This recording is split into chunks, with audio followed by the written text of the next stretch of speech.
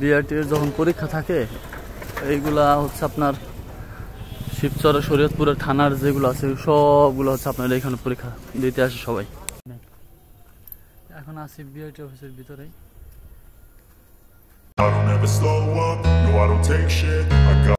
Hey guys, good morning, welcome to my new vlog. তো আজকের ব্লগে যাব হচ্ছে দোকানে, আর আজকে হচ্ছে আপনার বিআরটি অফিসের ভিতর মনে হয় পরীক্ষা, তো বাট শিওর না, বাট আছে পরীক্ষা হওয়ার কথা হলে আজকে দেখাবো আপনাদেরকে যে পরীক্ষায় কত লোকজন আসে।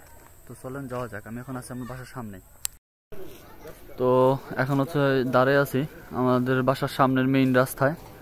এই যে বাইক চলে আসছে, এটা মনে হয় যাওয়া যাবে না।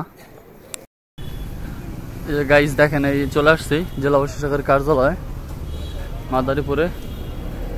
তো আমরা যাবো হচ্ছে, এই যে গাইজ আপনাদেরকে বলছিলাম না যে আজকে দেখেন পরীক্ষা আছে কিনা শিওর না, বাট এই যে আজকে পরীক্ষা আছে। দেখেন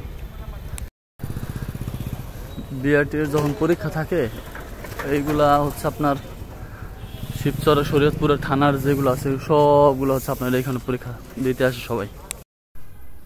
তো এখন হচ্ছে যাচ্ছি বাসায়। সারাদিন খেটে খুটে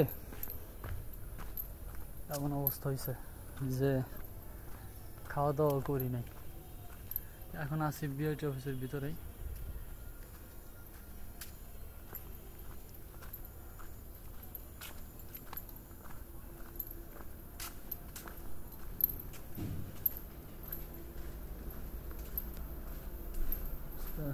বিআরটি অফিসের ভিতরে আছি।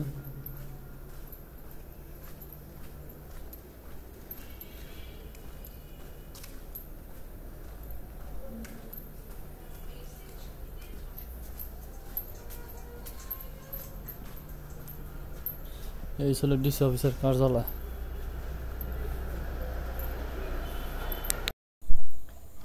সত্যি কথা বলতে কি, আমি প্রতিটা অবস্থাতেই শুকরিয়া আদায় করি সব সময়, কারণ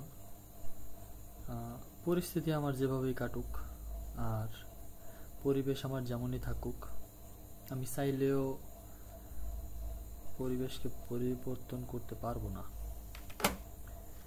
তো তাই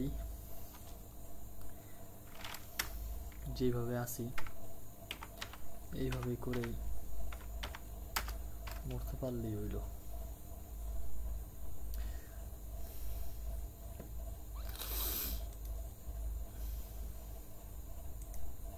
সময় মানুষকে অনেক শিক্ষা দেয়। সময় মানুষকে অনেক শিক্ষা দেয়। একজন মানুষ যদি কর্ম না করে সে কখনো বুঝতে পারবে না যে আসলে দুনিয়াটা কতটা পরিমাণ স্বার্থপর। দুনিয়াতে প্রথমত আপনার টাকার লোভ শিখতে হবে। টাকার লোভ, এই যে টাকা আছে না, এই টাকার লোভটা আমার শিখতে হবে। টাকার লোভ না শিখলে কখনোই কোনোদিনও টাকা ইনকাম করতে পারবেন না, টাকা ধরতে পারবেন না, বা দেখা যাচ্ছে। তবে সেই টাকাটা কিন্তু অবৈধ পথে না, বৈধ পথেই।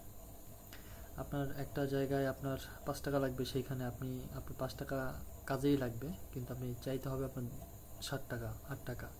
সেই টাকাটা কিন্তু আপনি যদি মুখ ফুটে যদি তাদেরকে না বলেন বা কাউকে না বলেন, না জানান, তারা কিন্তু বুঝবে না, তারা আপনাকে 5 টাকা দিয়ে যাবে। তো আপনার পরিশ্রমে কিন্তু শেষমেশ সেই উপার্জনটা আপনি পেলেন না। তো এটাই আসলে সবসময়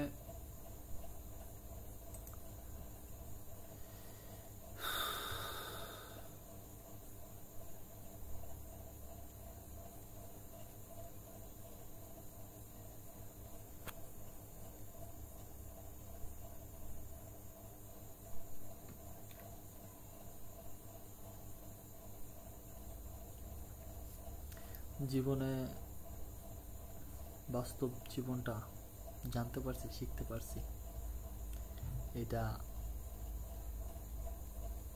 মানে পড়াশোনা শেষ করার পর